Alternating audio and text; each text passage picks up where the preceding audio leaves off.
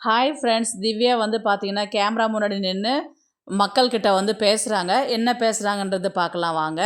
First வந்து பார்த்தீங்கன்னா, நான் ரொம்ப ப்ரௌடாக ஃபீல் பண்ணுறேன் நான். ஏன்னா 4 ஃபைனலிஸ்ட்டில் நான் ஒரு ஆளாக இருக்கிறத வந்து நான் வந்து ரொம்ப பெருமையாக நினைக்கிறேன்றது சொல்கிறாங்க. என்னுடைய ஃப்ரெண்ட்ஸ் பார்த்தீங்கன்னா, பிபி ஹவுஸ்க்கு வந்து நான் போகிறேன்னும் போது ஸ்டார்டிங்கில் நீ போகவே வேண்டாம் அப்படின்ற மாதிரி எல்லாருமே வந்து கம்பல் பண்ணி சொன்னாங்க, போகாத அப்படின்னு சொல்லிட்டு.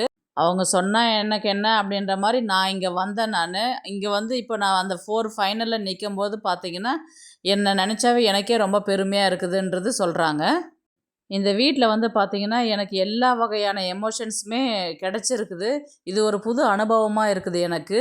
இந்த எக்ஸ்பீரியன்ஸ் பார்த்தீங்கன்னா, என்னால மறக்கவே முடியாது.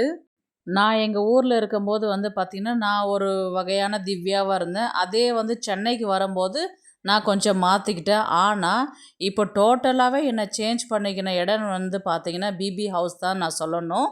நான் சீரியல்ல வந்து பார்த்தீங்கன்னா, நெறைய கேரக்டர்கள் நடிச்சிருக்கிறேன். மக்கள்கிட்ட இருந்து நெறைய அன்பு எனக்கு கெடைச்சிருக்கு. ஆனா, இந்த வீடு பார்த்தீங்கன்னா, எனக்கு புது அனுபவம்.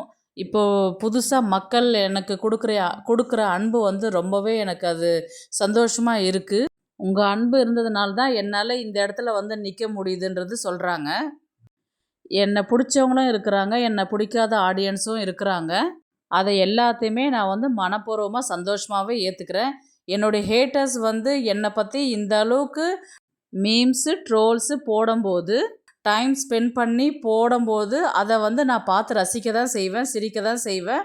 பரவாயில்ல எனக்கு அப்படின்ற மாரி அவங்க சொல்றாங்க.